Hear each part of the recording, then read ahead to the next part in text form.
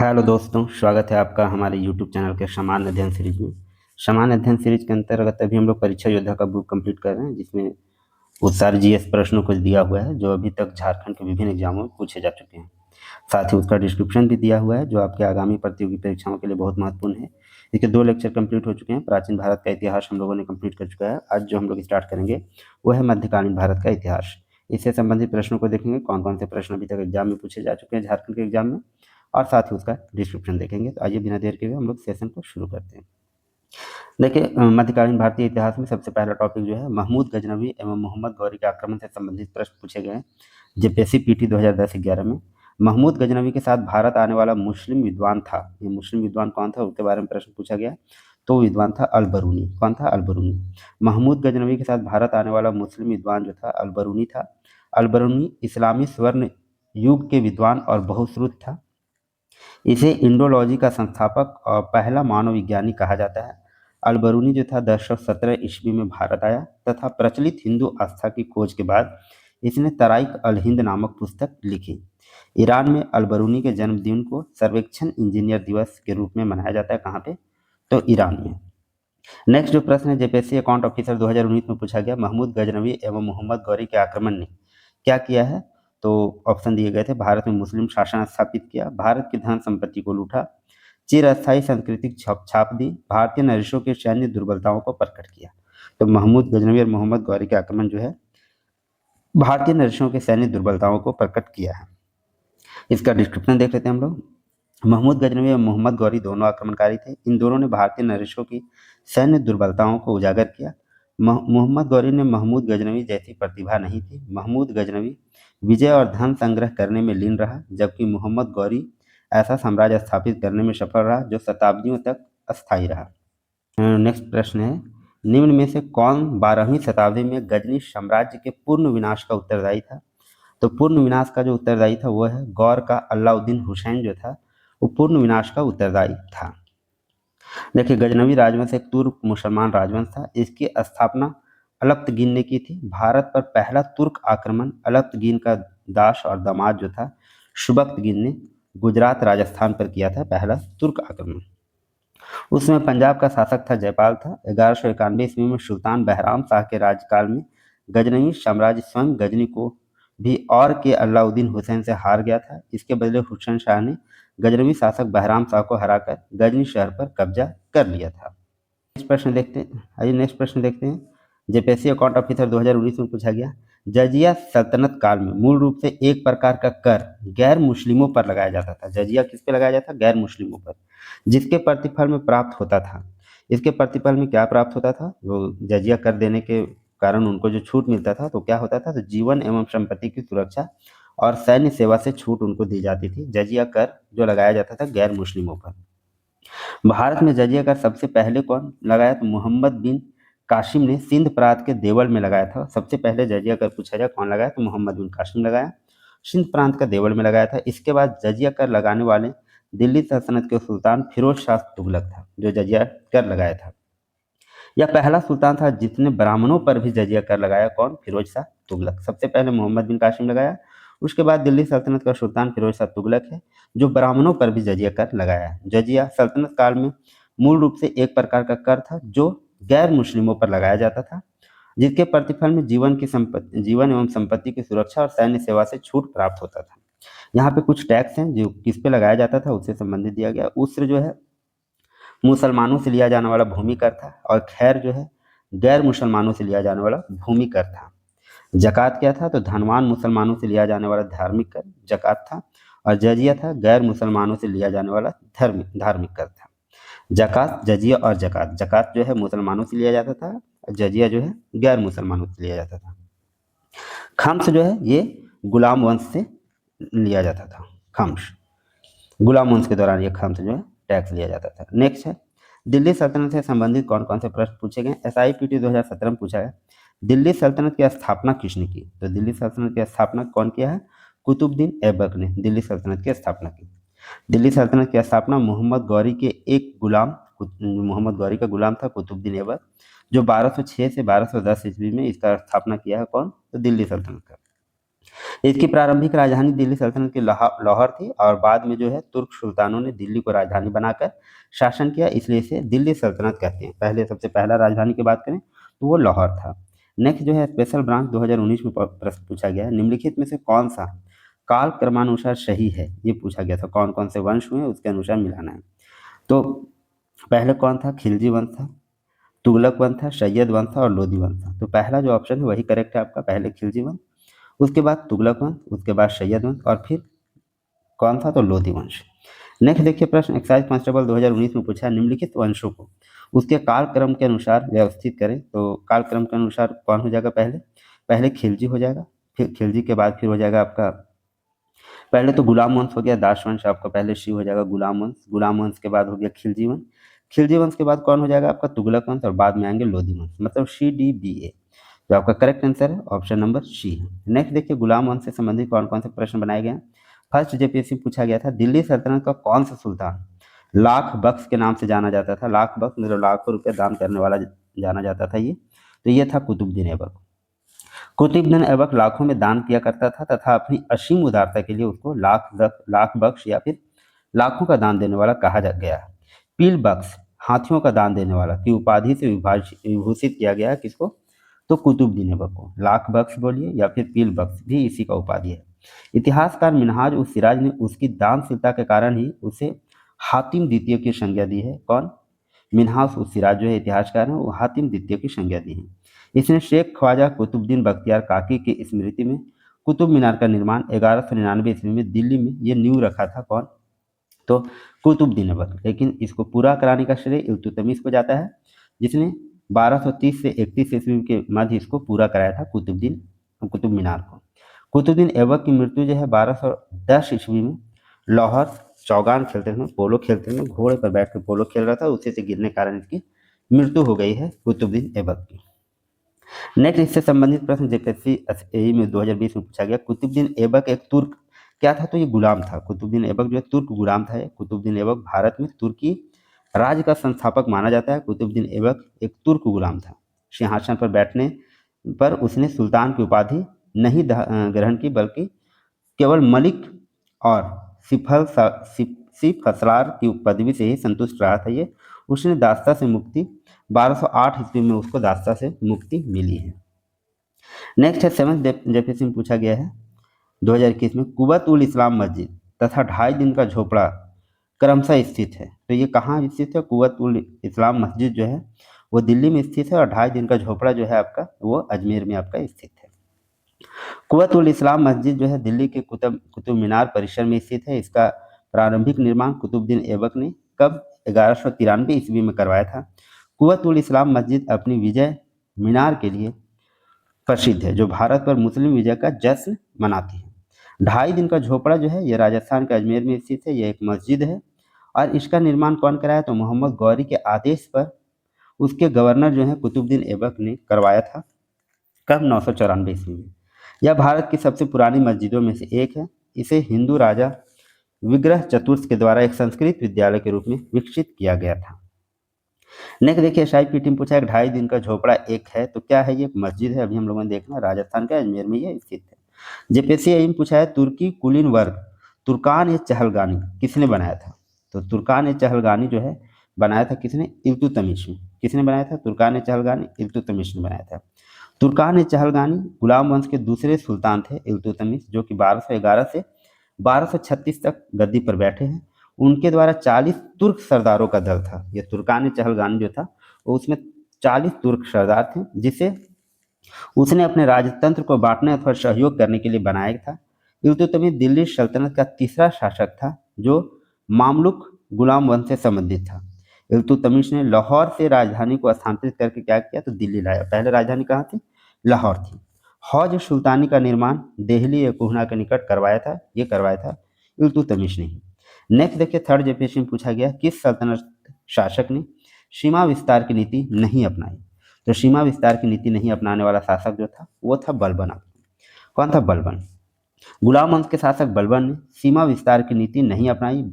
बलबन इलबरी तुर्क था जिसने इलबरी वंश की स्थापना की थी। बलबन ने सुल्तान की प्रतिष्ठा को स्थापित करने के लिए रक्त एवं लौह की नीति अपनाई। बलबन के शासन की सफलता का मुख्य श्रेय उसका गुप्तचर विभाग बरीद मुमालिक था। उसने सिजदा एवं पैपोस प्रथा को अपने दरबार में शुरू करवाया था, जो मूलतः फारसी प्रथा थी। सिजदा और पैबोस प्रथा शुरू कराने का श्रेय भी बलबन को ही जाता है, ये भी प्रश्न बहुत बार पूछा जाता है, और गैर इस्लामी समझा जाता था।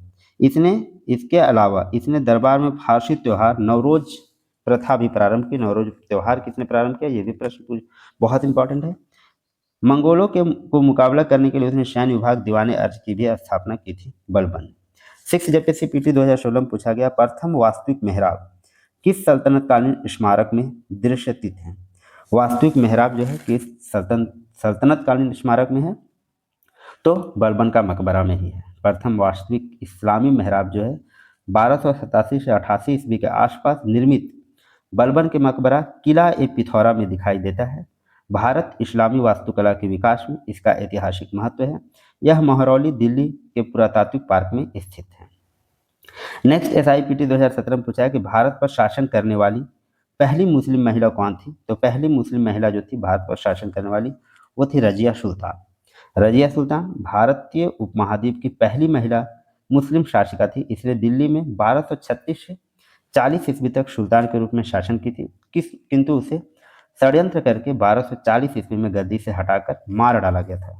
किनको, रजिया सुल्तान। रजिया सुल्तान जो थी वो इल्तुतमिश की बेटी थी।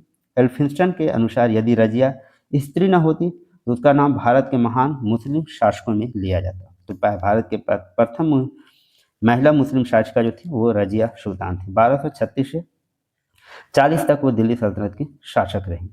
नेक्स्ट है झारखंड सेक्रेटेरिएट असिस्टेंट में पूछा गया है दिल्ली की पहली महिला शासिका के बारे में पूछा गया, तो आपका रजिया सुल्तान या रजिया बेगम जो भी ऑप्शन रहे वही हो जाएगा। ये हम लोग इसका ऑप्शन देख चुके हैं। नेक्स्ट देखते हैं एसआईपीटी 2017 में क्वेश्चन पूछा गया रजिया सुल्तान के पिता कौन थे। तो ये किसकी पुत्री थी, इल्तुतमिश की पुत्री थी, ये हम लोगों ने देख चुका। नेक्स्ट है एसआईपीटी 2017 में पूछा है कौन दरवेशी राजा के रूप में जाना जाता है। तो दरवेशी राजा के रूप में जाना जाने वाला जो है नसीरुद्दीन महमूद को जाना जाता है दरवेशी राजा के रूप में।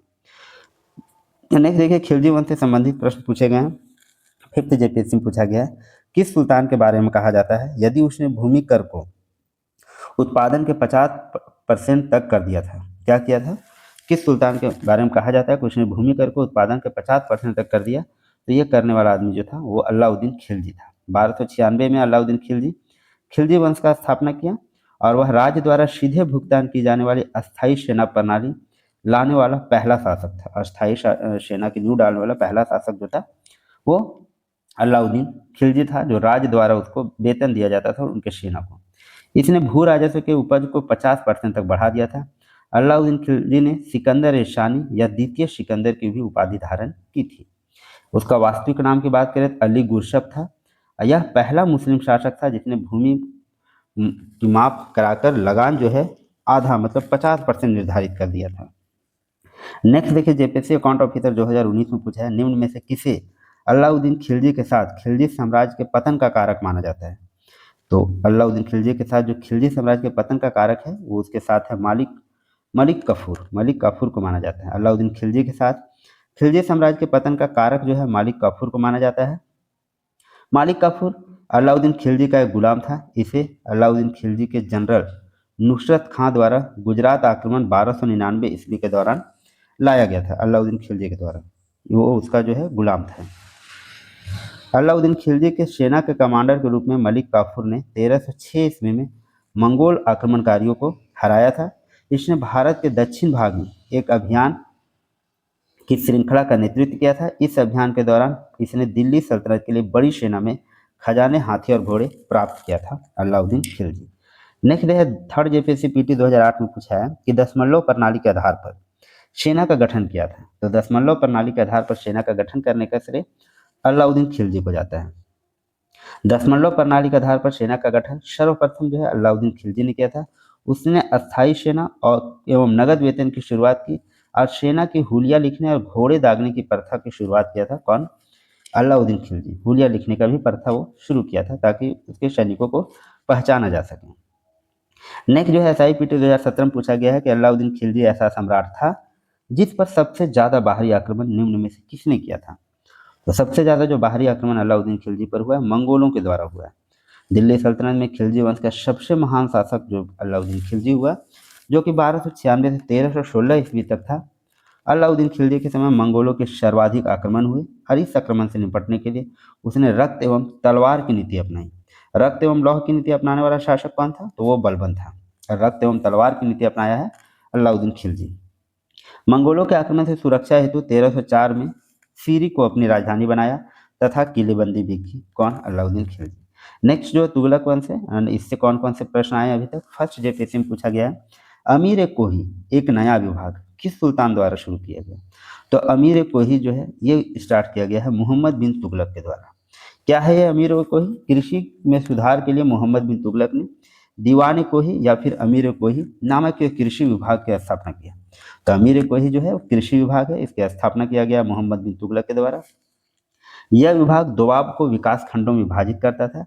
इस विभाग की अध्यक्षता एक अधिकारी करता था जो किसानों को ऋण देता था और उन्हें बेहतर फसल की खेती में संलग्न करता था। एक अधिकारी रिपोर्ट किया गया था जो किसानों को ऋण वगैरह दे। अमीर कोही कृषि विभाग मोहम्मद बिन तुगलक द्वारा। कुछ देखिए विभाग है और किस क्षेत्र से संबंधित है और किसने उसे स्टार्ट किया। एक है दीवानी कोही या फिर अमीर कोही, यह कृषि विभाग था, मोहम्मद बिन तुगलक ने इसे शुरू किया। दीवान बंदगान जो था वो गुलामों का एक विभाग था, इसको फिरोज शाह तुगलक से चालू किया है। दीवान खैरात जो है ये दान विभाग है, ये भी फिरोज शाह तुगलक के द्वारा चालू किया गया। दारुल शफा जो है मुफ्त चिकित्सा के लिए एक क्षेत्र था, एक विभाग था, जो भी फिरोज शाह तुगलक के द्वारा। और नेक्स्ट है दीवान इस्तिहाक जो पेंशन को देख रेख करता था, पेंशन वगैरह का, यह भी फिरोज शाह तुगलक के द्वारा शुरू किया। दीवान मुस्तखराज की बात करें, एक वित्त विभाग है, अलाउद्दीन खिलजी ने इसे प्रारंभ किया। दीवान ईशा की बात करें तो डाकघर से संबंधित एक विभाग है जो कि अलाउद्दीन खिलजी के द्वारा शुरू किया गया। दीवान अर्ज जो है एक सैनिक विभाग है जो बलबन के द्वारा शुरू किया गया। और दीवान वजरस जो है राजस्व एवं वित्त विभाग है जो मुगल साम्राज्य में प्रारंभ हुआ। दीवान कुजा की बात करें तो ये एक न्याय विभाग है जो कि मुगल साम्राज्य में प्रारंभ हुआ। नेक्स्ट देखिए SIPT 2017 में प्रश्न बना है, किस सम्राट ने स्थापना की थी एग्रीकल्चर डिपार्टमेंट की दीवान कोही नाम से? तो ये हम लोग अभी देख चुके हैं कि मोहम्मद बिन तुगलक जो है कृषि विभाग का स्थापना किया है। ये प्रश्न रिपीटेड है। नेक्स्ट प्रश्न पूछा गया है जेपीएससी मेंस में पूछा गया 2024 में, शोंधर क्या था? तो शोंधर क्या था? ऑप्शन आपके दिए थे उपजाऊ जमीन, अनुपजाऊ जमीन, धार्मिक संस्थानों को दिया गया अनुदान या किसानों के लिए ऋण। तो ये शोंधर जो था वो किसानों के लिए ऋण था। कृषि संकट को दूर करने और गरीब किसानों के उत्थान के लिए सुल्तान मोहम्मद बिन तुगलक ने शोंधर नामक कृषि ऋण प्रदान करने की नीति लागू की थी। इसके लिए एक अधिकारी नियुक्त किया गया था। शोंधर योजना खेती को बढ़ावा देने और कृषि उत्पादक को बढ़ाने के लिए शुरू की गई थी। क्या? तो शोंधर योजना। और शोंधर जो था वो क्या था? तो किसानों के लिए ऋण उपलब्ध कराना था। नेक्स्ट देखिए जेपीएससी असिस्टेंट में पूछा गया है, प्रसिद्ध अरब विद्वान इब्न बतूता निम्न में से किसके शासनकाल में भारत आया है? तो इब्न बतूता जो है आया था वो मोहम्मद बिन तुगलक के शासनकाल में इब्न बतूता भारत आया था। मोरक्को का यात्री था, मोरक्को निवासी था इब्न बतूता। मध्य एशिया के मार्ग से होते हुए भारत पहुंचा था और उसने उस समय जो मोहम्मद बिन तुगलक थे जिनका शासनकाल 1325 से 1351 ईस्वी, दिल्ली का शासक था ये। इब्न बतूता द्वारा अरबी भाषा में लिखा गया यात्रा वृत्तांत जो है रेहला जो है यात्रा वृत्तांत है और इब्न बतूता द्वारा लिखा गया है अरबी भाषा में। इसमें भारत के सामाजिक, राजनीतिक एवं आर्थिक परिस्थितियों के संबंध में वर्णन किया गया है। जो कौन लिखा? इब्न बतूता, जो मोरक्को का यात्री था। नेक्स्ट देखिए जेपीएससी पीटी 2006 में प्रश्न पूछा गया, राज्य के खर्च पर हज की व्यवस्था करने वाला पहला भारतीय शासक। राज्य के अपना खर्च करके हज की यात्रा का व्यवस्था किया था, वो ऐसा किया था फिरोज शाह तुगलक ने।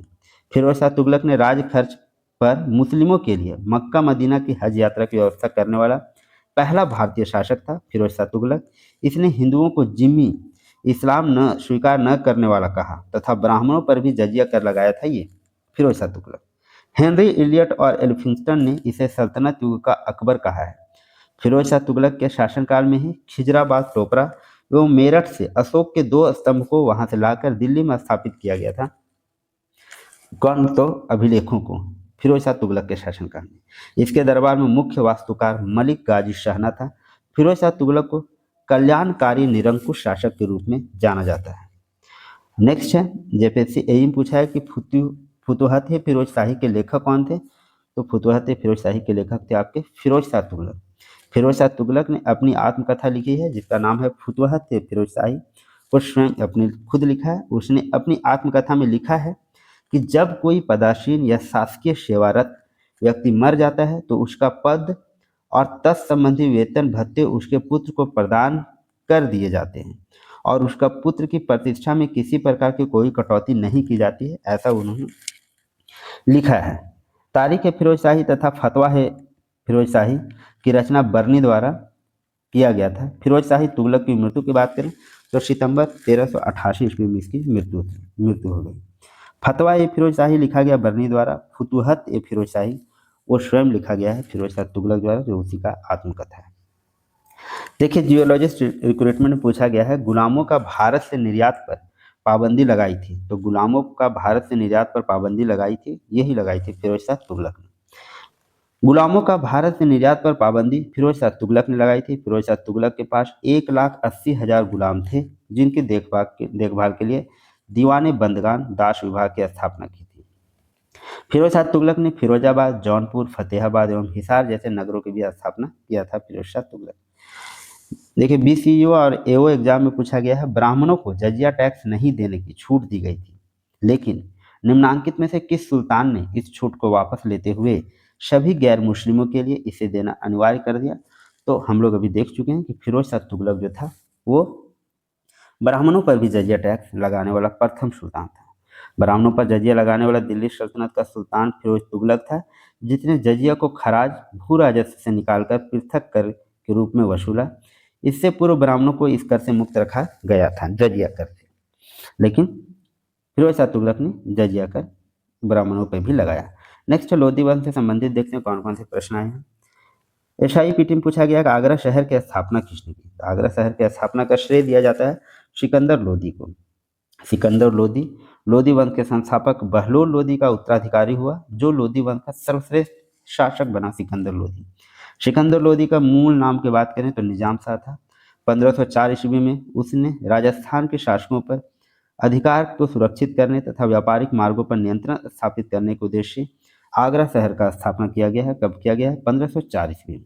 वहाँ एक किले का निर्माण भी कराया जो बादलगढ़ किला के नाम से प्रसिद्ध है। आगरा को सिकंदर लोधी ने 1506 ईस्वी में राजधानी भी बनाया। सिकंदर लोधी गुलरुखी के उपनाम से फारसी में कविताएं लिखता था और इसके समय नाप के लिए एक पैमाना गजे सिकंदरी प्रारंभ किया गया था। सिकंदर लोधी के अनुसार यदि मैं अपने एक गुलाम को भी पालकी में बैठा दूं तो मेरे आदेशों पर सभी सरदार उसे अपनी कंधों पर बैठा के ले जाएंगे। ये है सिकंदर लोधी संबंधी। एसआईपीटी 2017 में पूछा है कि दिल्ली सल्तनत के अंतिम सुल्तान के रूप में कौन जाना जाता है? तो अंतिम सुल्तान के रूप में जाना जाता है आपका इब्राहिम लोधी। दिल्ली सल्तनत का अंतिम सुल्तान का बात करें तो वो लोधी वंश का था और वो था इब्राहिम लोधी, जिसे बाबर के पानीपत के प्रथम युद्ध में बाबर उसको हरा दिया था पानीपत के प्रथम युद्ध में, और मुगल वंश की स्थापना हो गई थी। इतिहासकार नियमतुल्ला के अनुसार इब्राहिम लोधी के अतिरिक्त भारत का अन्य कोई सुल्तान युद्ध स्थल पर नहीं मारा गया। इब्राहिम लोधी कहा करता था कि राजा का कोई सगा संबंधी नहीं होता है। ये सारे फैक्ट, मतलब अंतिम जो दिल्ली सल्तनत का शासक था वो लोधी वंश का था, वो इब्राहिम लोधी था। नेक्स्ट देखिए, सल्तनत कालीन विविध, इससे कौन कौन से प्रश्न बने हैं? जेपीएससी मेंस में पूछा गया है दिल्ली सल्तनत के दौरान सैन्य विभाग को किस नाम से जाना जाता था? तो दीवाने अर्ज के नाम से जाना जाता था। दीवाने मुमालिक के विभाग को दीवाने अर्ज कहा जाता था, सैन्य विभाग था। इस विभाग की स्थापना गयासुद्दीन बलबन ने की थी और अलाउद्दीन खिलजी के समय में इसका महत्व बढ़ गया था। इसका महत्वपूर्ण कार्य जो था सैनिकों की भर्ती करना, सैनिकों और घोड़ों को रखना, रसद की व्यवस्था करना, खाने पीने की व्यवस्था करना, सेना का निरीक्षण करना और सेना की सजावट की व्यवस्था करना, ये काम था किसका? तो ये था दीवाने अर्ज, जो विभाग बनाया गया था सैनिकों के लिए, ये काम दिए सौंपे गए थे। जेपीएससी पीटी 2024 में पूछा गया है एक तरफ इमारत है एक तरफ निर्माण करता है और कौन सुमेलित नहीं है, ये पूछा गया है। तो लाल महल जो है, लाल महल पहला दिया हुआ है बलबन द्वारा, तो यही आपका सुमेलित नहीं है। हिंडोला महल होशंग शाह द्वारा बनाया गया। जहाज महल गयासुद्दीन खिलजी, सही है। लाल दरवाजा तो था बीबी राजे मस्जिद के द्वारा बनाया गया था। लेकिन लाल महल जो है, लाल महल जो भारत के महाराष्ट्र के पुणे में स्थित एक ऐतिहासिक रूप से महत्वपूर्ण संरचना है। मूल रूप से 1630 ईस्वी में महान मराठा योद्धा राजा थे छत्रपति शिवाजी महाराज के पिता शाहजी भोसले द्वारा निर्मित था। ये लाल महल महाराष्ट्र के पुणे में स्थित है। यह महल शिवाजी और उनकी मां जीजाबाई के शुरुआती वर्षों के दौरान निवास के रूप में कार्य करता था। जौनपुर का लाल दरवाजा निर्माण सुल्तान महमूद शर्की की पत्नी बीबी राजे ने कराया। लाल दरवाजा अलग है जो जौनपुर में स्थित है, और वो उसका निर्माण कराया है बीबी राजे ने। सुल्तान महमूद शाह शर्की की पत्नी है।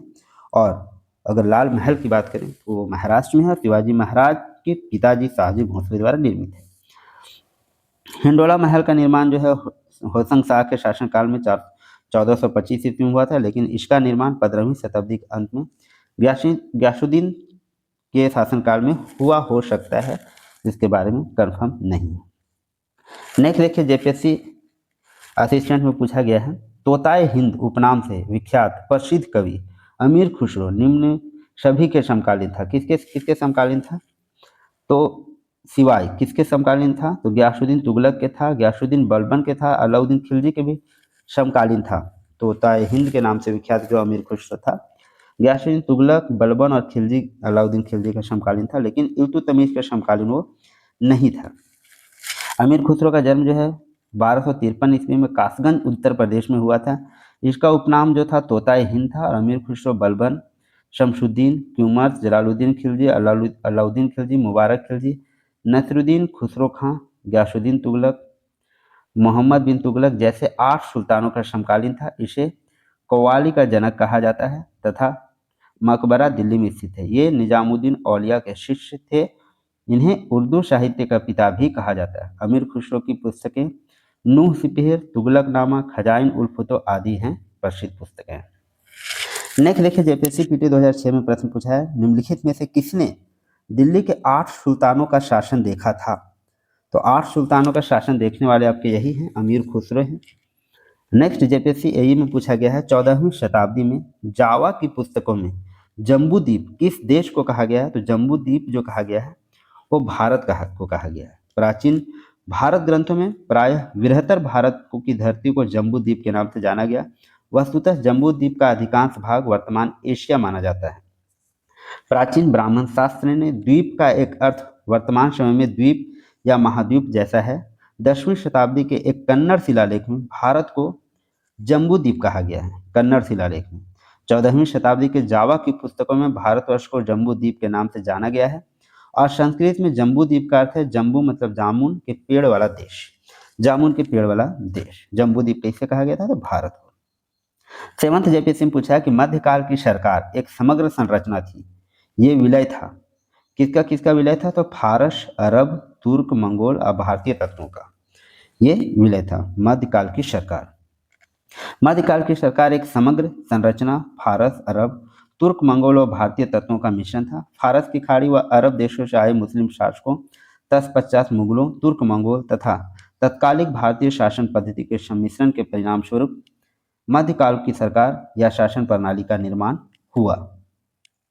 हम लोग नेक्स्ट जो टॉपिक देखने वाले हैं वो विजयनगर और बहमनी साम्राज्य से संबंधित है। कौन कौन से प्रश्न पूछेंगे? रेवेन्यू स्टाफ में पूछा गया है, ए फॉरगॉटन एम्पायर, जिसे प्रसिद्ध इतिहासकार रॉबर्ट शेवेल ने लिखा है, निम्न साम्राज्यों में से किसके बारे में है? ए फॉरगॉटन एम्पायर जो है वो संबंधित है आपका किससे? तो विजयनगर साम्राज्य से संबंधित है ए फॉरगॉटन एम्पायर। ए फॉरगॉटन एम्पायर एक पुस्तक है जो रॉबर्ट शेवेल द्वारा लिखी गई है। यह पुस्तक विजयनगर साम्राज्य के इतिहास, संस्कृति और प्रशासन के बारे में जानकारी प्रदान करती है, जो दक्षिण भारत के सबसे शक्तिशाली राज्यों में से एक था। 7th जेपीएससी में पूछा गया, निम्नलिखित राज्यों में से 2 भाइयों हरिहर और बुक्का ने किसकी स्थापना की? तो यह स्थापना की है इन लोगों ने विजयनगर राज्य की। 1336 ईस्वी में हरिहर और बुक्का नामक 2 भाइयों ने विजयनगर साम्राज्य की स्थापना की और इसकी राजधानी बनाया गया था हम्पी को। हम्पी हिंदू और जैन धर्म का एक प्रसिद्ध तीर्थ स्थल है। यह तुंगभद्रा नदी के तट पर स्थित है। हम्पी को 1986 में यूनेस्को का विश्व धरोहर के रूप में भी शामिल किया गया है।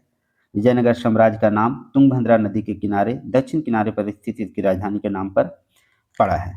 तो याद रखेंगे 1336 ईस्वी में हरिहर और बुक्का नामक 2 भाई ने इसकी स्थापना की और इसको जो है हम्पी को 1986 में यूनेस्को विश्व धरोहर में शामिल किया गया। जेपीएससी पीटी में पूछा गया है, विजयनगर साम्राज्य की राजधानी किस नदी के तट पर स्थित? तो अभी हम लोगों ने देखा तुंगभद्रा नदी के तट पर। विजयनगर साम्राज्य की राजधानी जो हम्पी है तुंगभद्रा नदी के तट पर स्थित है। हम्पी विजयनगर को 1500 ईस्वी के बीजिंग के बाद दुनिया का सबसे बड़ा मध्ययुगीन शहर माना जाता है। बीजिंग जो चीन में स्थित है उसके बाद हम्पी में स्मारकों के समूह 1986 में यूनेस्को के विश्व धरोहर स्थलों में शामिल किया गया। अब विजयनगर साम्राज्य से संबंधित राजवंशों का कालक्रम के अनुसार आपको मिलाना है। तो सबसे पहले कौन सा वंश था? तो संगम वंश था, फिर शुलू था, पहले संगम था, फिर शुलू वंश था, फिर तुलु था और फिर अराबिडू था। मतलब 2 4 1 और 3 हो जाएगा। 2 4 1 3 आपका कहाँ? Option number B. विजयनगर साम्राज्य में जो राजवंश स्थापित हुए, पहले संगम वंश हुआ है 1336 से 1485, फिर शुलू राजवंश हुआ है 1485 से 1505 और फिर तुलु राजवंश की स्थापना 1491 से 1570 और अराबिडू वंश जो है 1542 से 1646 वंश तक शासन किए गए विजयनगर साम्राज्य में। जेपीएससी अकाउंट ऑफिसर में प्रश्न पूछा गया कि प्रसिद्ध हजारा मंदिर विद्यमान हिंदू मंदिर स्थापत्य कला का अभूतपूर्व नमूना है। यह निम्न किस शासक के काल में निर्मित हुआ? तो यह निर्मित हुआ आपका कृष्णदेवराय के शासनकाल में, जो विजयनगर साम्राज्य से संबंधित है। कृष्णदेवराय जो 1509 से 1529 तक विजयनगर साम्राज्य के तुलु वंश के थे, सबसे प्रतापी शासक। कौन सा वंश? तुलु वंश के। इनके कार्यकाल को तेलुगु युग का क्लासिक युग कहा गया है। इन्होंने तेलुगु में अमुक्त माल्याद एवं संस्कृत में जाम्बोती कल्याणम की रचना की है। कृष्णदेवराय ने नांगलपुर हजारा एवं विठल मंदिर का निर्माण करवाया। इनके दरबार में डोमिगोस पायस बारगोस नामक पुर्तगाली यात्री आए। डोमिगोस पायस और बारगोस। कृष्णदेवराय रायचूर क्षेत्र जीतने के बाद आंध्र भोज और अभिनव भोज की उपाधि धारण की थी। आंध्र भोज और अभिनव भोज की उपाधि। देखिए 5th जेपीएससी पीटी में पूछा गया इनमें से किसे आंध्र भोज की उपाधि धारण आंध्र भोज भी कहा जाता है? तो आंध्र भोज कहा जाता है कृष्णदेवराय को। देखिए यही है, डिस्क्रिप्शन पढ़ने से आपको फायदा होगा। हम लोग अभी ऊपर ही देखे थे आंध्र भोज का उपाधि धारण करने वाले शासक से कृष्णदेवराय, वही प्रश्न पूछा गया। नेक्स्ट देखिए 1st जेपीएससी पीटी 2003 में पूछा है कि अथावाना का क्या मतलब है? तो अथावाना का मतलब है भू राजस्व विभाग। विजयनगर साम्राज्य में भू राजस्व विभाग को क्या बोला जाता था? अथावाना। विजयनगर साम्राज्य में कुशल भू राजस्व प्रणाली लागू थी, जिसके अंतर्गत भूधारितों का वर्गीकरण जलमग्न भूमि, असिंचित भूमि, बगीचा इत्यादि में किया गया था और उस हिसाब से भूमियों पर लगान आरोपित किया गया था, जिसे अथावाना कहते हैं। भू राजस्व विभाग था ये।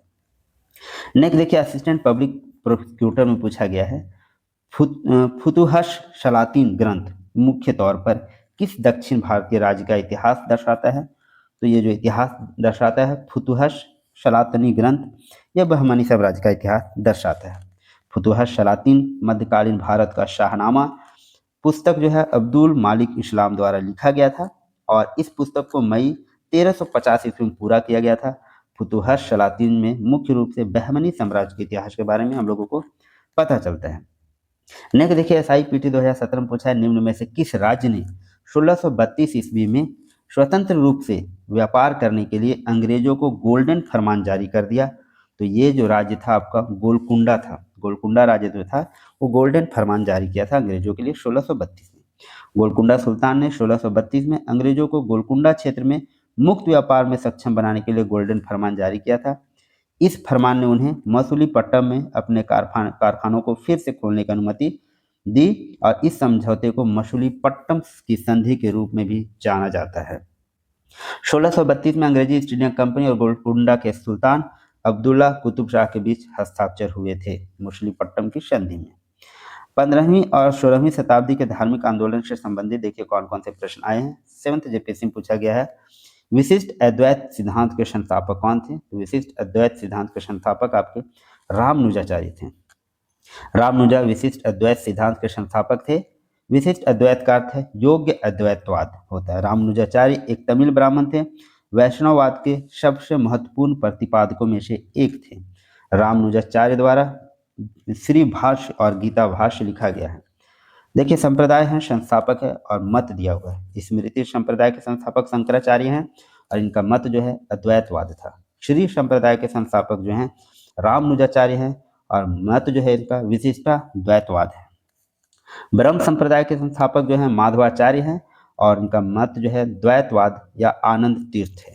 शनक संप्रदाय के संस्थापक निम्बार्क हैं और इनका मत जो है द्वैतवाद है। और रुद्र संप्रदाय के संस्थापक वल्लभाचार्य हैं और इनका जो मत है शुद्धाद्वैतवाद है। नेक्स्ट देखिए जेपीएससी पीटी 2010-11 में पूछा गया निम्नलिखित में से कौन सा एक सही कालक्रम है? तो सही कालक्रम जो है इन लोगों का यह है शंकराचार्य पहले, फिर रामानुज और फिर चैतन्य। सही कालक्रम जो है शंकराचार्य, रामानुज और चैतन्य। शंकराचार्य जो है 8वीं शताब्दी के भारतीय दार्शनिक और धर्मशास्त्री थे जिन्होंने अद्वैतवाद के सिद्धांत का प्रतिपादन किया।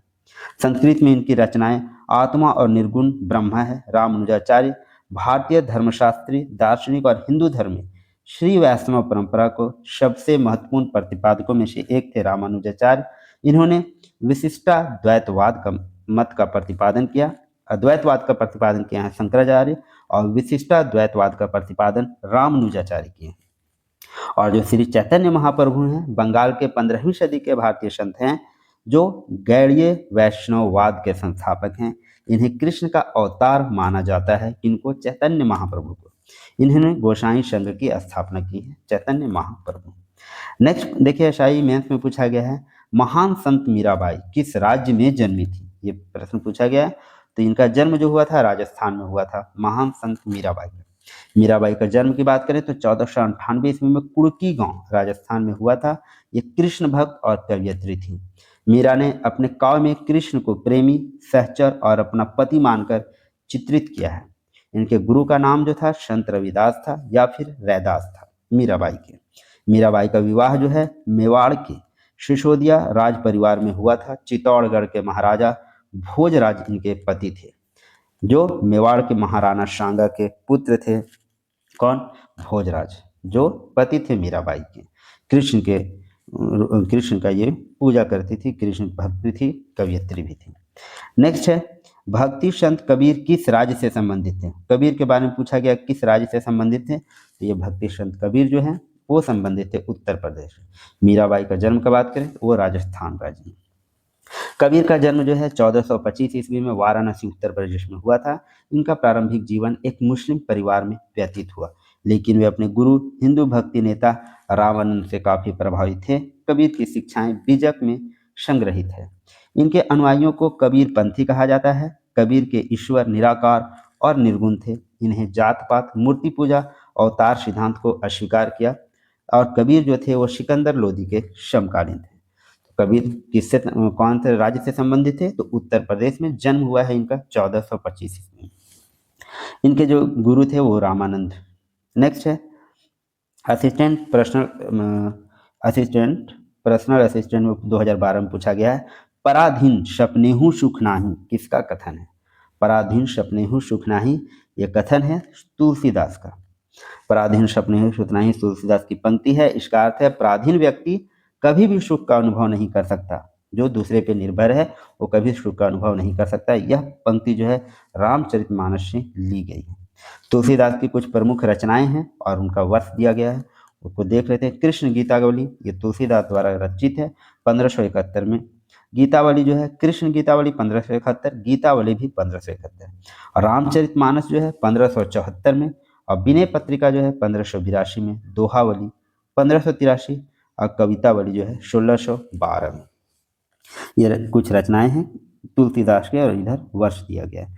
याद रखेंगे रचनाओं को, विनय पत्रिका, दोहावली, कृष्ण गीतावली, गीतावली, रामचरितमानस और कवितावली। नेक्स्ट देखिए जेपीएससी यही 2020 में पूछा गया भारत में चिश्ती सिलसिला किसने प्रारंभ किया। तो चिश्ती सिलसिला प्रारंभ करने का जो श्रेय है वो शेख मोइनुद्दीन पे जाता है। भारत में चिश्ती संप्रदाय की स्थापना का श्रेय शेख मोइनुद्दीन चिश्ती को दिया जाता है। इन्होंने अजमेर को अपना केंद्र बनाया था और इनके गुरु का नाम जो था उस्मान हारूनी था। इनका खानकाह एवं दरगाह अजमेर में है। चिश्ती संप्रदाय 2 केंद्र भारत में अजमेर और दिल्ली हैं। नेक्स्ट है 6 जेपीएससी पीटी 2016 में पूछा गया अति कट्टरपंथी सूफी संप्रदाय था। तो अति कट्टरपंथी जो सूफी संप्रदाय था वो कौन था, तो नक्शबंदी। कौन था, नक्शबंदी। सर्वाधिक कट्टर नक्शबंदी संप्रदाय था। के संस्थापक कौन थे, तो ख्वाजा बाकी बिल्लाह थे। इस सूफी संप्रदाय के सिद्धांत रूढ़िवादी संप्रदाय था। यह संप्रदाय संगीत और नृत्य का विरोधी था। औरंगजेब का संबंध इसी संप्रदाय से था। किस संप्रदाय से, तो नक्शबंदी संप्रदाय से। औरंगजेब को भी संगीत और नृत्य पसंद नहीं थे। नेक्स्ट प्रश्न देखिए जेपीएससी पीटी 2010-11 में पूछा गया निम्नलिखित युग्मों में से गलत को पहचानना है। चिश्ती जो है दिल्ली और दोआब क्षेत्र में, सुहारवर्दी जो है सिंध क्षेत्र में, औलिया जो है मध्य प्रदेश में और फिरदौसी जो है बिहार में। तो चिश्ती दिल्ली और दोआब में था, सुहारवर्दी भी सिंध में था, फिरदौसी भी बिहार में था, लेकिन औलिया मध्य प्रदेश में नहीं था। औलिया संप्रदाय जो आपका फेमस था या फिर फैला हुआ था वो दिल्ली में था। औलिया संप्रदाय का विस्तार दिल्ली में है। शेख निजामुद्दीन औलिया चिश्ती संप्रदाय के सबसे लोकप्रिय संत थे। इनका खानकाह अजमेर में है। उन्होंने गयासुद्दीन तुगलक को कहा था कि दिल्ली अभी दूर है। नेक्स्ट देखिए, सूर्यवंश और शेर शाह सूरी से संबंधित कौन कौन से प्रश्न आए हैं एग्जाम में, वो हम लोग देखने वाले। जेपीएससी मेंस 2022 में पूछा है। शेर शाह सूरी का वास्तविक नाम के बारे में पूछा गया है। तो इनका वास्तविक नाम जो था शेर शाह सूरी का, वो था फरीद खां। इनका क्या नाम था? फरीद खां था। 1539 में फरीद खां को शेर शाह की उपाधि से सम्मानित किया गया था। 1539 में उन्होंने चौसा की लड़ाई, जो कि 26 जून 1539 को हुआ था, हुमायूं और शेर शाह के बीच, उसमें हुमायूं को हराया। उसके बाद उन्होंने सम्राट के रूप में शेर शाह की उपाधि धारण की। बहार खान लोहानी ने फरीद खान को शेर खान की उपाधि से सम्मानित किया, क्योंकि उसने एक तलवार से एक बार में बाघ को मार डाला था। पहले इनका नाम फरीद खान था, लेकिन एक शेर को एक ही तलवार में मारने के कारण उनका नाम शेर खान पड़ा, और ये नाम दिया था बहार खान लोहानी। नेक्स्ट प्रश्न देखते हैं। 5th जेपीएससी डिप्टी कलेक्टर में पूछा गया, हुमायूं को शेर शाह सूरी के किस युद्ध में पराजित किया गया? तो हुमायूं को शेर शाह सूरी के किस युद्ध में पराजित किया गया? तो कन्नौज के युद्ध में। कन्नौज के युद्ध में, चौसा के युद्ध में, बिलीग्राम का युद्ध बोले, ये सारे एक ही युद्ध है। कन्नौज और बिलीग्राम का युद्ध, चौसा का भी एक युद्ध हुआ था 1539 में, दोनों में हुमायूं को हराया गया। और ये युद्ध हुआ है 17 मई 1540 ईस्वी में। कन्नौज का युद्ध, बिलीग्राम का युद्ध भी बोलते हैं इसको, शेर शाह सूरी और हुमायूं के बीच हुआ, जिसमें हुमायूं को हार हुई और सूर्यवंश का स्थापना हुआ भारत में। असिस्टेंट पब्लिक प्रोसिक्यूटर में पूछा गया, शेर खान के हाथों कन्नौज के युद्ध में 1540 में पराजित होकर हुमायूं ने कहाँ शरण ली? तो हुमायूं ने शरण लिया था, वो लिया था ईरान में। कहाँ लिया था? ईरान में।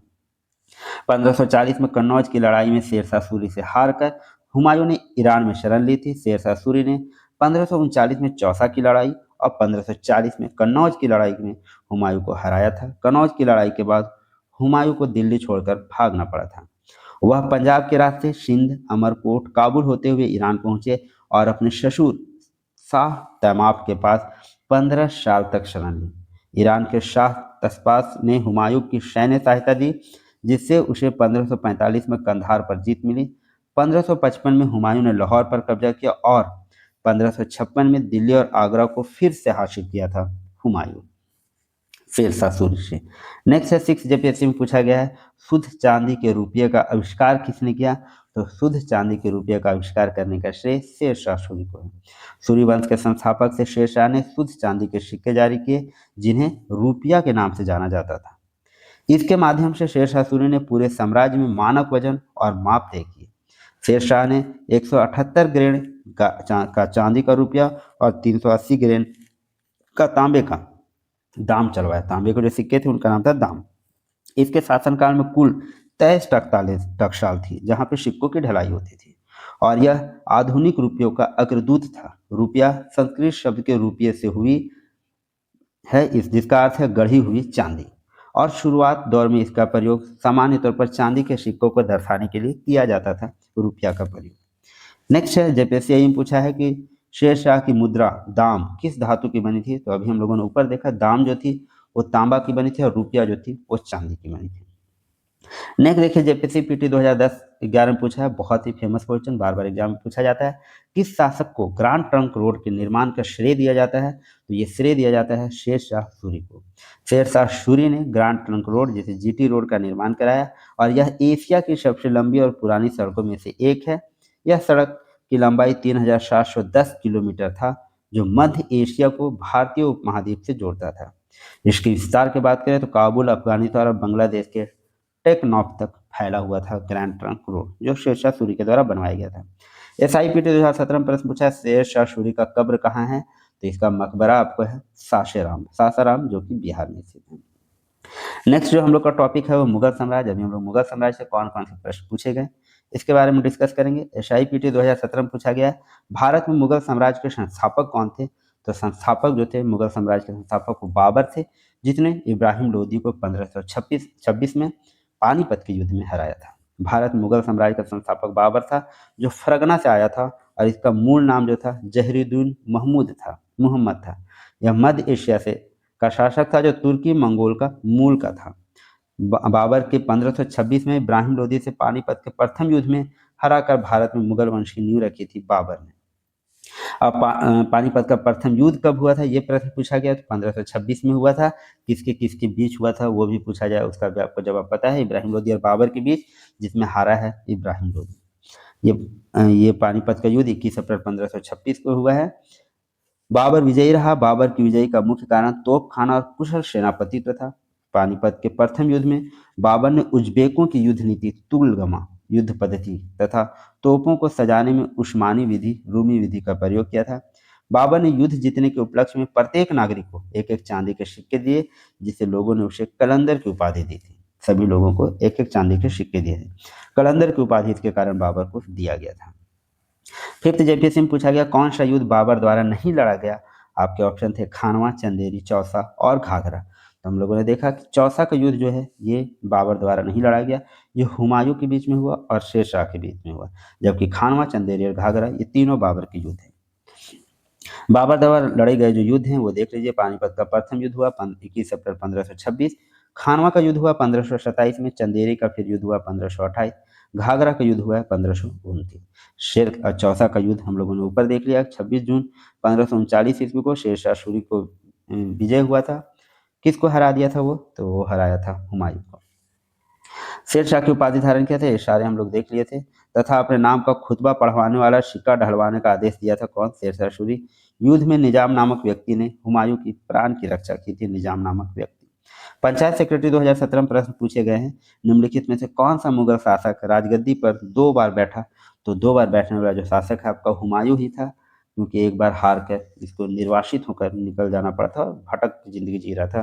1556 में वापस वो सत्ता हासिल किया। हुमायूं प्रथम बार 1530 ईस्वी में आगरा में 23 वर्ष की अवस्था में गद्दी पर बैठा और 1555 ईस्वी में हुमायूं ने पंजाब के सूरी शासक इस्लाम शाह सूर को पराजित कर पुनः दोबारा अपना गद्दी जो है हासिल किया।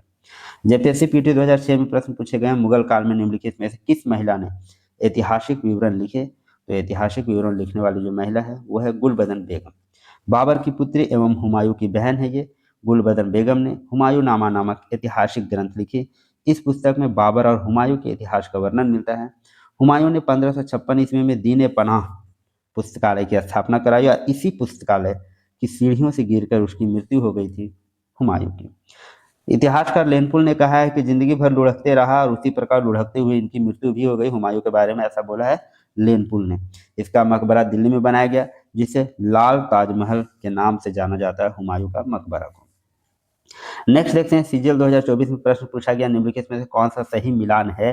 तो हुमायूं नामा गुलबदन बेगम सही मिलान नहीं है ये पूछा गया। हुमायूं नामा गुलबदन बेगम ने लिखा, किताब अल रहला इब्न बतूता ने लिखा और पादशाह नामा अब्दुल हामिद लाहौरी द्वारा भी लिखा गया। गलत कौन है, तो किताबुल हिंद जो है अबुल फजल के द्वारा नहीं लिखा गया है, यह अल बरूनी के द्वारा लिखा गया है।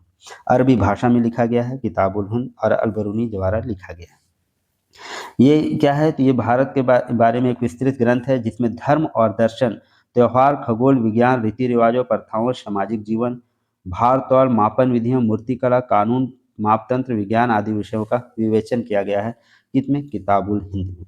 नेक्स्ट देखिए अकबर से संबंधित कौन कौन से प्रश्न आए हैं अभी तक। SIPT 2017 में पूछा है कि मुगल सम्राट अकबर के पिता कौन थे, ये प्रश्न पूछा गया। तो अकबर के पिता जो थे आपके वो हुमायूं थे। अकबर का जन्म कहाँ हुआ था, तो इसका अमरकोट में हुआ था, जहाँ पे निर्वासित जीवन व्यतीत कर रहा था हुमायूं। अकबर का जन्म जो है अमरकोट सिंध के राणा वीर शाह के महल में 15 अक्टूबर 1542 ईस्वी को हुआ था।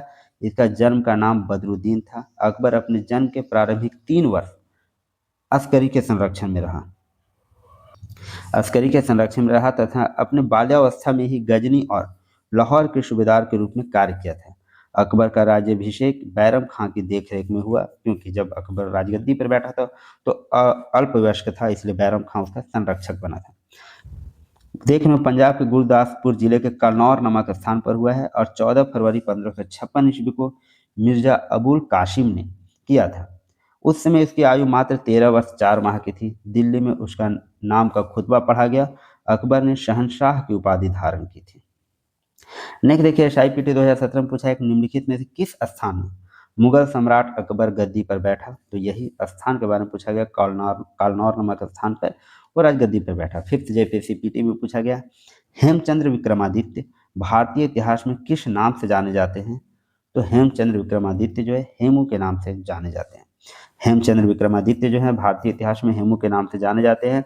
और हेमू ने 7 अक्टूबर 1556 को दिल्ली की लड़ाई में अकबर की मुगल सेना को पराजित करने के बाद विक्रमादित्य की प्राचीन उपाधि धारण की, जिसे अतीत में कई हिंदू राजाओं ने अपनाया था। विक्रमादित्य की उपाधि सबसे पहले विक्रमादित्य की उपाधि शकों के हराने के उपलक्ष्य में धारण किया गया था। हेमू एवं अकबर के बीच पानीपत का द्वितीय युद्ध जो है वो 5 नवंबर 1556 को हुआ, जिसमें हेमू पराजित हुआ और अकबर की जीत हुई थी। पानीपत का द्वितीय युद्ध, पहला युद्ध हम लोग देख चुके हैं बाबर और इब्राहिम लोधी के बीच। देखिए प्रश्न पूछा गया है कि हेमू और अकबर के बीच में कौन सी लड़ाई हुई है, तो पानीपत का दूसरा लड़ाई इन लोग के बीच में हुआ है और वो 5 नवंबर 1556 को हुआ। पानीपत के मैदान में हुआ, अकबर विजयी रहा है इसमें। इस युद्ध का परिणाम क्या हुआ, तो दिल्ली मुगलों के अधीन हो गया। 6 जेपीएससी डिप्टी कलेक्टर और झारखंड स्टेट फील्ड क्लर्क में यह प्रश्न पूछा गया, निम्न में से कौन सा शासक अशिक्षित था, तो ये अशिक्षित शासक था ये आपका अकबर।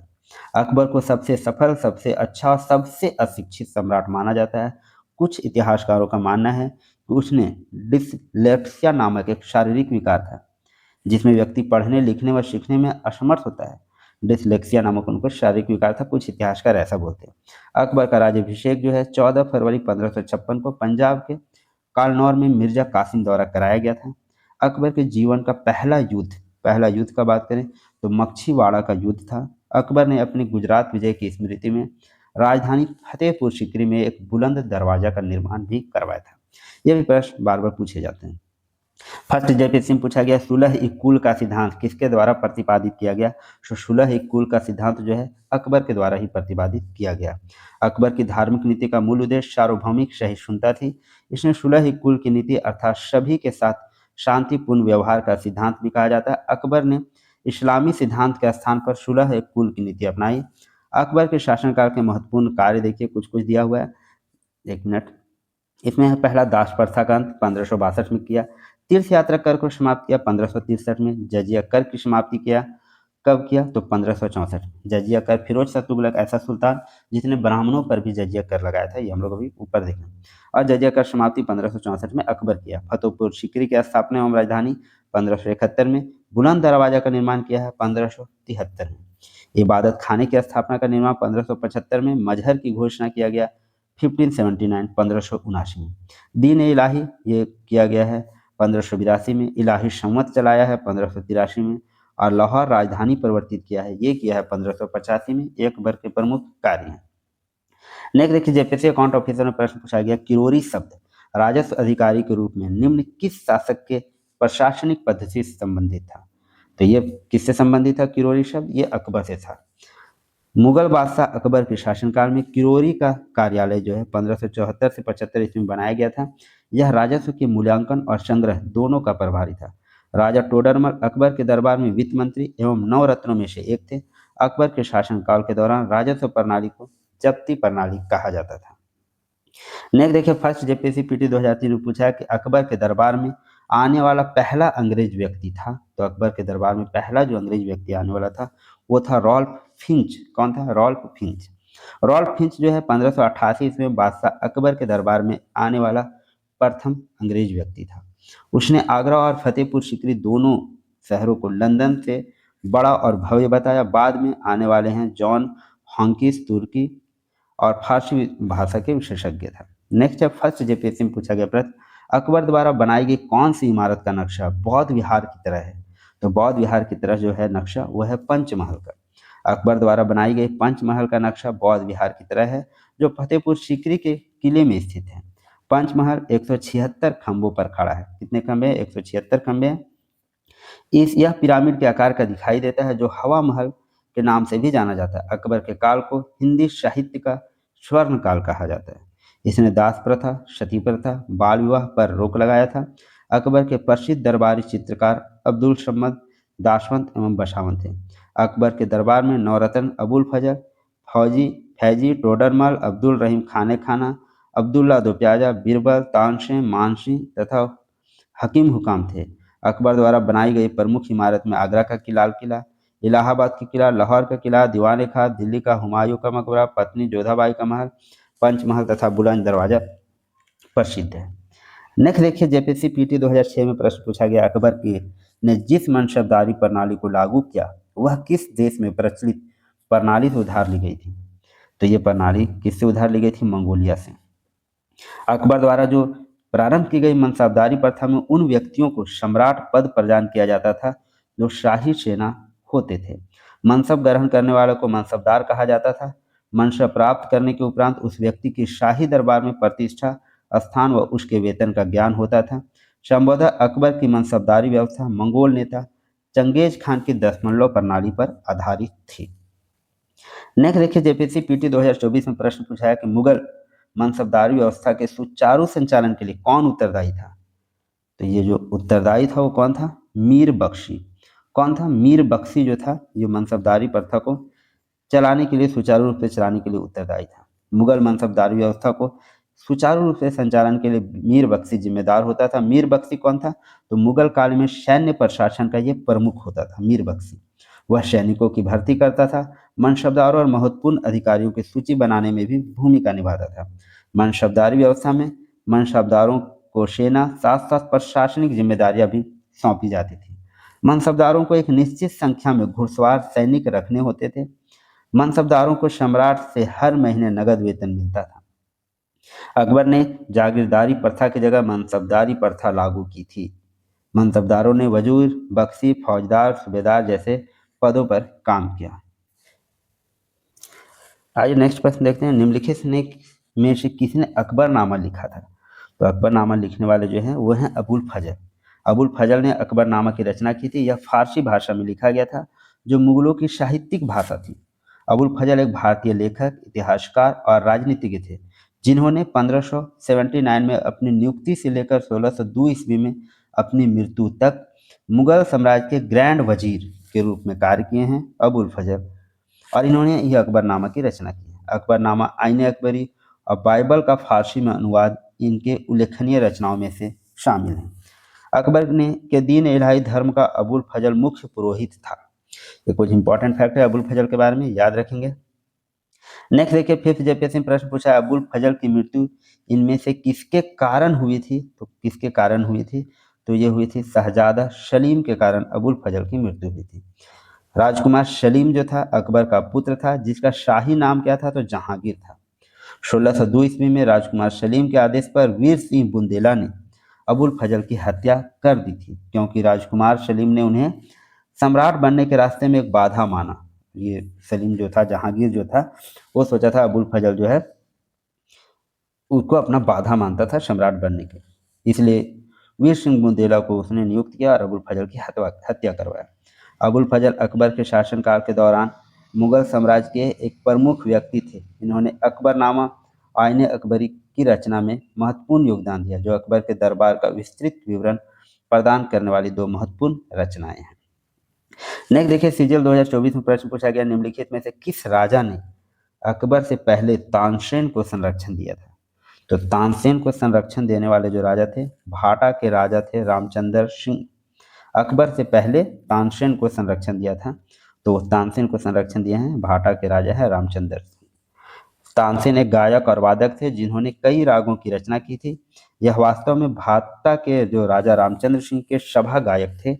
कहा जाता है कि सम्राट अकबर ने उनके असामान्य संगीत कौशल के बारे में जानकर उन्हें अपनी सभा में शामिल किया था। तो ये अकबर से संबंधित कुछ महत्वपूर्ण प्रश्न हम लोगों ने देखा जो विभिन्न एग्जामों में पूछे जा चुके हैं और आगे आने की भी संभावना बहुत ही प्रबल है। नेक्स्ट है, जहांगीर से संबंधित कौन कौन से प्रश्न पूछे गए हैं। जहांगीर ने किस कलाकार को नदीर उजमा की उपाधि प्रदान की है? तो नदीर उजमा की उपाधि जो है प्रदान किया गया है अबुल हसन को। किनको? अबुल हसन को, जहांगीर के द्वारा। अबुल हसन कौन है? तो जहांगीर का प्रिय चित्रकार था, जिसे जहांगीर ने नादिर उल जमा की उपाधि प्रदान की थी। अबुल हसन ने जहांगीर की गद्दी पर आसीन होने का एक चित्र तैयार किया था, जिसे जहांगीर ने अपनी आत्मकथा तुझके जागे हैं जहांगीर के मुख्य पृष्ठ पर लगा दिया था।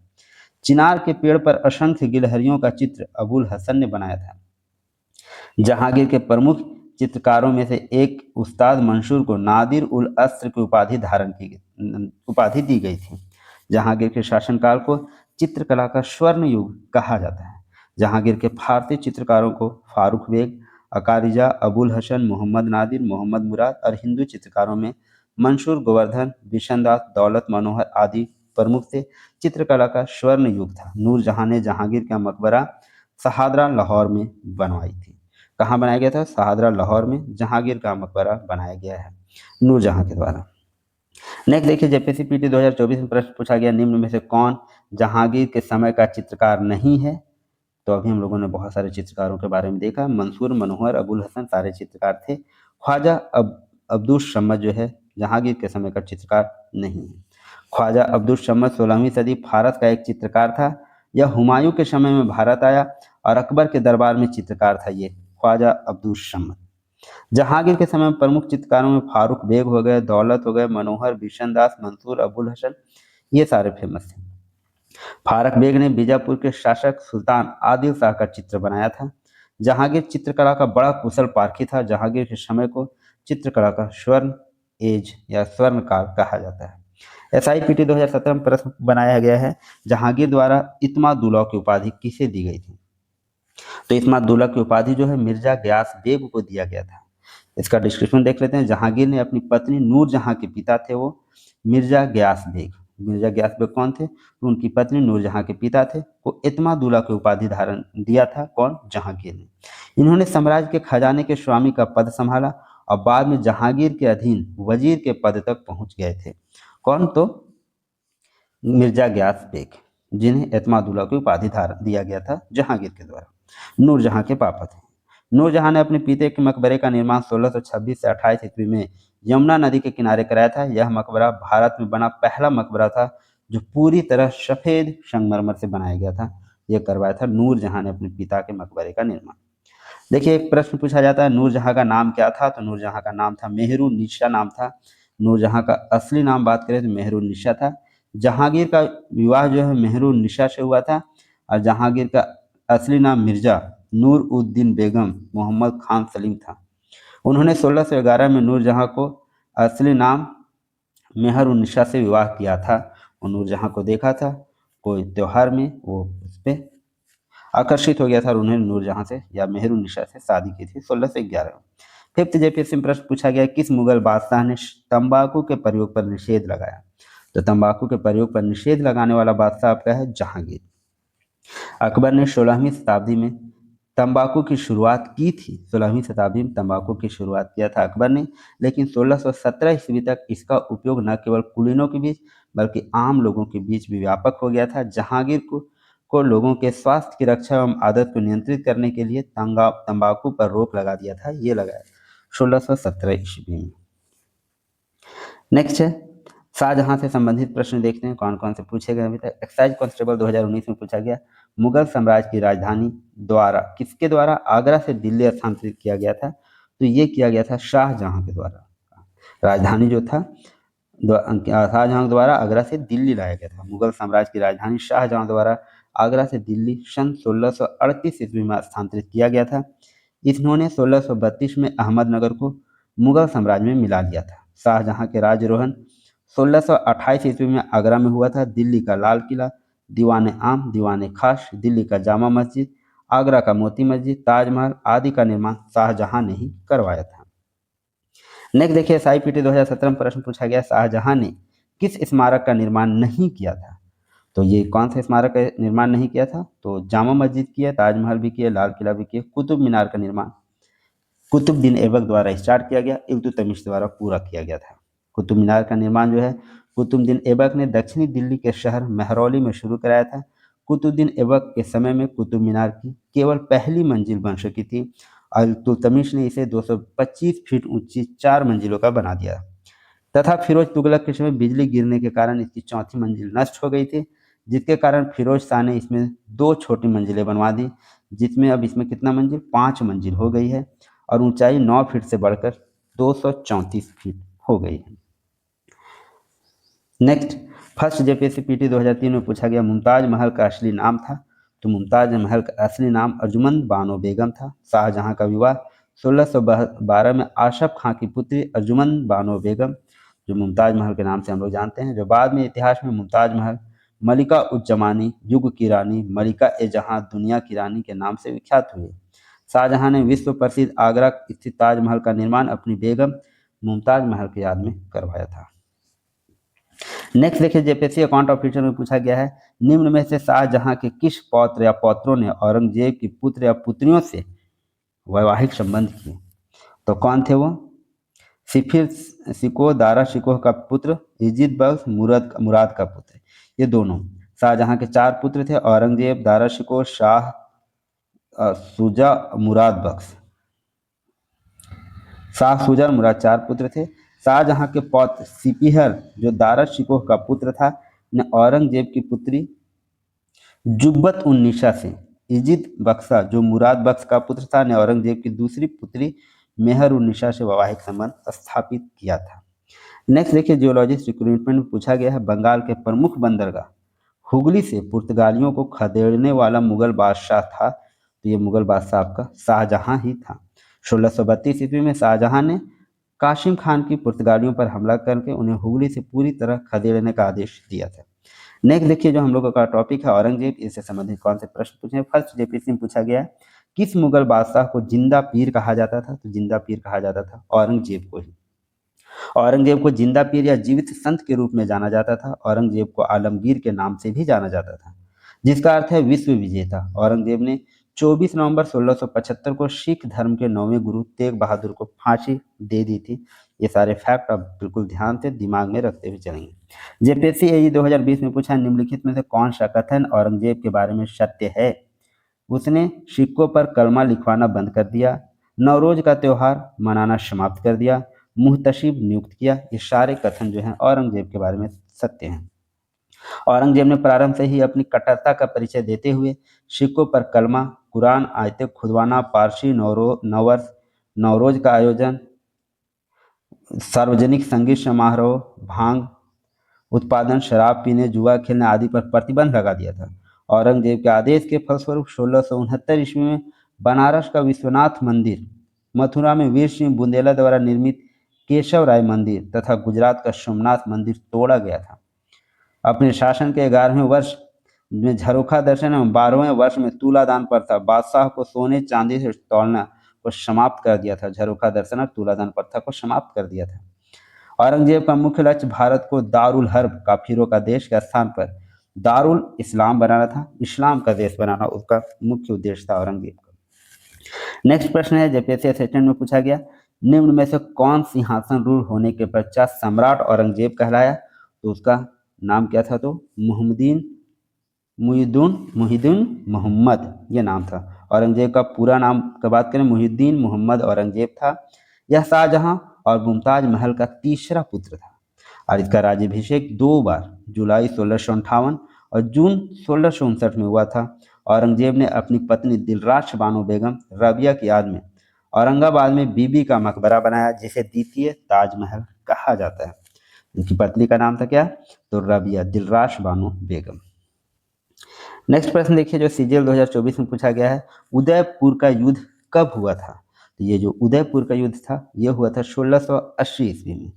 1680 ईस्वी में किसके बीच? तो मुगल शासक औरंगजेब ने मेवाड़ पर हमला किया, जिसके परिणाम स्वरूप अरावली क्षेत्र में कई लड़ाइयाँ हुई, जिनमें सबसे बड़ी उदयपुर की लड़ाई थी।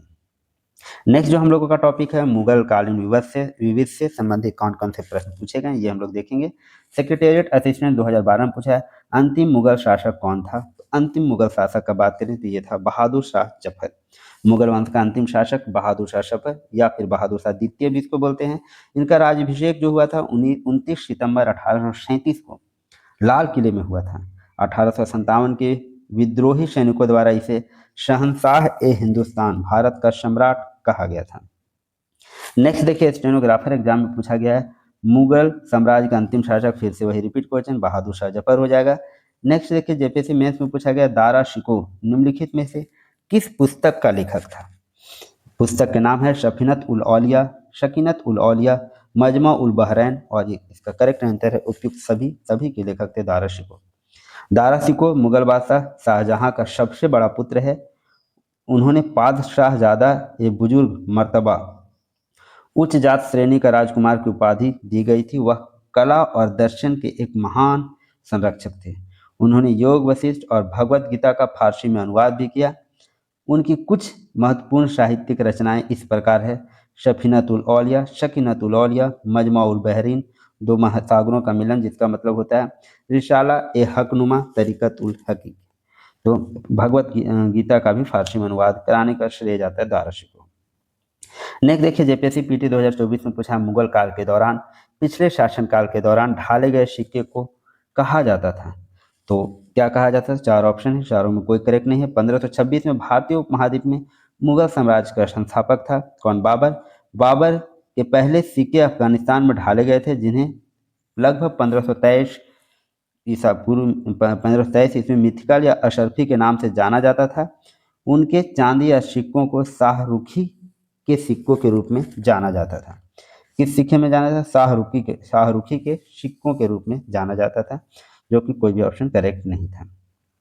फिफ्थ जेपीएससी पीटी 2013 में प्रश्न पूछा है, इनमें से कर व्यवस्था को बंदोबस्त व्यवस्था के नाम से जाना जाता था। किस कर व्यवस्था को बंदोबस्त व्यवस्था के नाम से जाना था? तो जब्ती। जब्ती मुगल काल के दौरान भू राजस्व मूल्यांकन का सबसे महत्वपूर्ण तरीका था, जिसे बंदोबस्त प्रणाली के नाम से जाना जाता है। भूमि की माप करके नगद वसूली को जब्ती प्रणाली कहा जाता है। आईने दहशाला, टोडरमल बंदोबस्त अकबर के समय में 1580 ईस्वी में लागू हुई। यह प्रणाली शेर शाह द्वारा शुरू किया गया था, जब्ती प्रणाली। नेक्स्ट देखिए, फिफ्थ जेपीएससी पूछा गया है, मदद ए मास था। तो मदद ए मास क्या था? तो भूमि दान था। क्या था? भूमि दान। भूमि कर के विभाजन के आधार पर मुगल साम्राज्य की समस्त भूमियां 3 वर्गों में विभाजित थी। एक थी खालसा भूमि, जागीर भूमि और तीसरा थी शयूरगल भूमि। शयूरगल भूमि को ही मदद ए मास कहा जाता था। यह भूमि अनुदान के रूप में धार्मिक प्रकृति के व्यक्तियों को दी जाती थी और इस तरह की अधिकांश भूमि अनुत्पादक होती थी। इस भूमि को मिल्क भी कहा जाता था। आइए नेक्स्ट प्रश्न देखते हैं। अंग्रेजों को बंगाल में मुक्त व्यापार करने का मुगलों का फरमान किस सन में प्रदान किया गया? तो अंग्रेजों को जो मुक्त व्यापार करने का फरमान है मुगलों द्वारा, वो दिया गया है 1717 में। 1717 ईस्वी में अंग्रेजों को बंगाल में मुक्त व्यापार करने का फरमान मुगलों द्वारा बंगाल में फर्रुखशियर ने जारी किया था। इसमें करों का भुगतान किए बिना बंगाल में ब्रिटिश वस्तुओं के आयात और निर्यात की अनुमति शामिल थी। इस फरमान के तहत कंपनी को माल के परिवहन के लिए दस्तक जारी करने के लिए अधिकृत किया गया था। नेक्स्ट देखिए, फिफ्थ जेपीएससी में पूछा गया है, जजाऊ का निर्णायक युद्ध किन 2 मुगल राजकुमारों के बीच हुआ था? तो जजाऊ का जो निर्णायक युद्ध था वो बहादुर शाह प्रथम और मोहम्मद आजम शाह के बीच में हुआ है। जजाऊ की लड़ाई हुई कब है? तो 20 जून 1707 को 2 मुगल राजकुमारों जो बहादुर शाह प्रथम है और मोहम्मद आजम शाह के बीच लड़ी गई थी। यह युद्ध सन 1707 ईस्वी में औरंगजेब की मृत्यु के बाद मुगल साम्राज्य के उत्तराधिकारी के रूप में शुरू हुआ था। जजाऊ की लड़ाई में आजम शाह और उनके 3 बेटों को मारे जाने के बाद बहादुर शाह प्रथम को 63 वर्ष की आयु में मुगल सम्राट के रूप में ताज पहनाया गया था। इसमें जीता कौन था? तो बहादुर शाह प्रथम, जजाऊ की युद्ध। नेक्स्ट है, जेपीएससी असिस्टेंट में पूछा गया, राजा बनाने वाले के नाम से जाने जाते हैं? तो सैयद बंधु जो हैं वो किंग मेकर के नाम से जाने जाते हैं। सैयद बंधु के नाम से विख्यात हुसैन अली और अब्दुल्ला खान ने 1713 से 1720 ईस्वी के बीच मुगल राजनीति में महत्वपूर्ण भूमिका निभाई। इन्हें आधुनिक भारत में किंग मेकर के नाम से जाना जाता है। फर्रुखशियर की हत्या सैयद बंधुओं ने गला दबाकर कर दी तथा सैयद बंधुओं का पतन मोहम्मद शाह ने करवाया था। नेक्स्ट देखिए, मराठा साम्राज्य और संघ से संबंधित कौन कौन से प्रश्न आए हैं? जेपीएससी असिस्टेंट में पूछा गया, निम्न में से कौन सा किला शिवाजी द्वारा सर्वप्रथम जीता गया? तो सर्वप्रथम जो किला जीता गया शिवाजी द्वारा वह था तोरण किला। छत्रपति शिवाजी महाराज ने 1946 ईस्वी में 16 वर्ष की आयु में तोरण किला पर अधिकार किया और इस किले का निर्माण 13वीं शताब्दी में शिव पंत द्वारा करवाया गया था। तोरण किला पहाड़ों, झीलों और झरनों से घिरा हुआ था। यह किला महाराष्ट्र के पुणे जिले में स्थित है। इसे प्रचंडगढ़ के नाम से भी जाना जाता है। तोरण किले को शिवाजी द्वारा जीता गया पहला किला। नेक्स्ट देखिए, 6 जेपीएससी में पूछा गया है, शिवाजी ने कब छत्रपति की उपाधि ग्रहण की? तो छत्रपति की उपाधि जो ग्रहण की हैं वो किए हैं 1674 ईस्वी में। शिवाजी ने 6 जून 1674 को रायगढ़ के मराठों के राजा के रूप में ताज पहना और छत्रपति की उपाधि धारण की। 1680 ईस्वी में इनकी मृत्यु के पश्चात संभाजी गद्दी पर बैठे। जिन्हें औरंगजेब ने 1689 में फांसी दे दी। तत्पश्चात शिवाजी के छोटे पुत्र राजा राम ने 1689 से 1700 ईस्वी में मुगलों से संघर्ष जारी रखा। राजा राम की मृत्यु के बाद उनकी विधवा ताराबाई ने मुगलों से संघर्ष किया। नेक्स्ट देखिए, जेपीएससी अकाउंट ऑफिसर ने पूछा निम्न में से किस किले में से राजा राम 8 वर्षों तक मुगलों के अधिकार में रहा? तो किस किले में? जिंजी किला में। किसमें? जिंजी किला में। जिंजी किले में राजा राम 8 वर्षों तक मुगलों के अधिकार में रहा। जिंजी की घेराबंदी मुगल सेना द्वारा की गई सबसे बड़ी घेराबंदी थी। इसकी घेराबंदी 1690 से 98 ईस्वी में मुगल सम्राट औरंगजेब के नवाब के रूप में नियुक्त जुल्फिकार अली खान ने किया था। नेक्स्ट देखिए, थर्ड जेपीएससी में प्रश्न पूछा गया है, किसने कहा हमें जर्जर वृक्ष के तने पर प्रहार करना चाहिए, शाखाएं तो स्वतः गिर जाएगी, इसलिए मराठा ध्वज कृष्णा से सिंधु तक लहराना चाहिए। ये कौन बोला है? तो बाजीराव प्रथम। मुगल साम्राज्य के प्रति अपनी नीति की घोषणा करते हुए बाजीराव प्रथम ने कहा था हमें जर्जर वृक्ष के तने पर प्रहार करना चाहिए, शाखाएं तो स्वतः गिर जाएगी, इसलिए मराठा ध्वज कृष्णा से सिंधु नदी तक लहराना चाहिए। उसकी इस नीति का विरोध प्रतिनिधि श्रीपत राव ने किया, जो इस पक्ष में था कि मराठों को अपनी शक्ति दक्षिण भारत तक ही सीमित रखनी चाहिए। लेकिन बाजीराव प्रथम चाह रहे थे कि मराठा की शक्ति जो है वो सिंधु नदी तक विस्तृत हो, कृष्णा से सिंधु तक। सीरियल 2024 में प्रश्न पूछा गया, सुरक्षा प्रदान करने के लिए मराठा द्वारा लिया जाने वाला कर किस नाम से जाना जाता था? ये जाना जाता था चौथ नाम के। चौथ अक्सर हिंदू या मुसलमान शासकों द्वारा मराठों को खुश करने के लिए दिया जाने वाला शुल्क था, ताकि मराठे जो हैं उनके प्रांत में उपद्रव न करें, उनके जिले में घुसपैठ से दूर रहे। मराठों का दावा था कि इस भुगतान के बदले में वे दूसरे के आक्रमण से उनकी रक्षा भी करते थे। नेक्स्ट देखिए, जेपीएससी में 2024 में प्रश्न पूछा गया, शिवाजी ने निकटवर्ती मुगल क्षेत्रों पर योगदान राशि के उगाही की व्यवस्था कर अपने आय में बढ़ोतरी की। इस राशि को किस नाम से जाना जाता है? इस राशि को जाना जाता है चौथ के नाम से। शिवाजी क्या करते थे? चौथ। शिवाजी ने अपनी आय का मुख्य साधन चौथ और स्वदेश मुक्ति को बनाया। ये कर जो है पड़ोसी राज्य की सीमाओं और नगरों में अथवा अपने प्रभाव क्षेत्र के नागरिकों से वसूल किए जाते थे। चौथ उस प्रदेश की वार्षिक आय का 1/4 भाग था तथा स्वदेश मुखी जो था उस प्रदेश के कुल भू राजस्व आय का 1/10 होता था स्वदेश मुखी। नेक्स्ट देखिए, SIPT 2017 में पूछा गया, निम्नलिखित में से कौन से प्रभावशाली मंत्री और मराठा साम्राज्य के राज्यपाल थे जो पेशवा प्रशासन के दौरान मराठा मच्छीवल्ली के नाम से भी जाने जाते थे? तो ये जाने जाते थे मच्छीवल्ली के नाम से नाना फडणवीस। नाना फडणवीस पेशवा प्रशासन के दौरान मच्छीवल्ली के नाम से जाने जाते थे। ये पेशवा प्रशासन के दौरान एक मराठा मंत्री और राजनेता थे। यूरोपीय लोगों द्वारा इन्हें मराठा मैक्यावली कहा जाता था।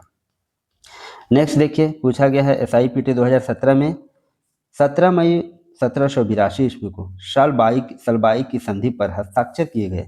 इनमें से कौन से युद्ध निम्नलिखित से जुड़ा है?